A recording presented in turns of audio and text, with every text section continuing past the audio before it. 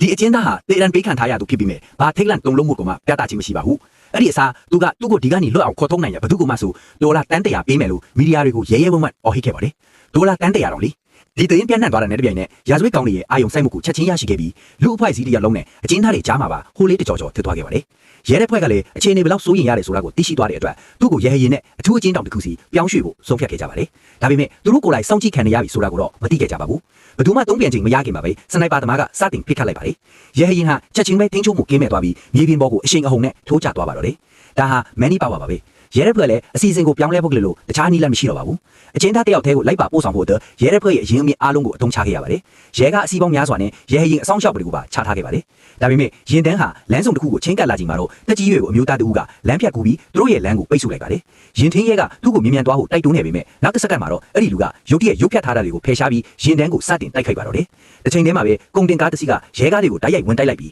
နောက်ထပ်တိုက်ခိုက်သမားတွေလည်းထွက်လာကအစုလိုက်အပြုံလိုက်တိုက်ခိုက်ကြပါတယ်ပြင်းထန်တဲ့တိုက်ပွဲအပြီးမှာတော့ရာဇဝတ်ခုံးဆောင်ကအကျဉ်းသားတင်ဆောင်လာတဲ့ကားတကားကိုအတင်းအကျပ်တွန်းဖွင့်လိုက်ပါတယ်ဒါပေမဲ့တကားဖွင့်လိုက်တဲ့အခါမှာတော့အတွင်းထဲမှာထိုင်နေတဲ့လူပုံစံအယုတ်တရုတ်ကိုပဲတွေ့လိုက်ရပါတယ်တကယ်တော့အဲ့ဒီရင်တန်းကလက်စားပြလိုက်တာပါအပေါ်ရံမြင်နေရတာဟာရဲတပ်ဖွဲ့ရဲ့အာယုံလွှဲတဲ့လူအယောင်ဆောင်ပဲဖြစ်ပါတယ်အဲ့ဒီအချိန်မှာပဲ LS ကိုတော့ရဲရရှိတွေကမြေအောက်လောင်ခေါင်းတစ်ခုကနေတဆင့်လုံခြုံစွာခေါ်ဆောင်သွားခဲ့ကြပါတယ်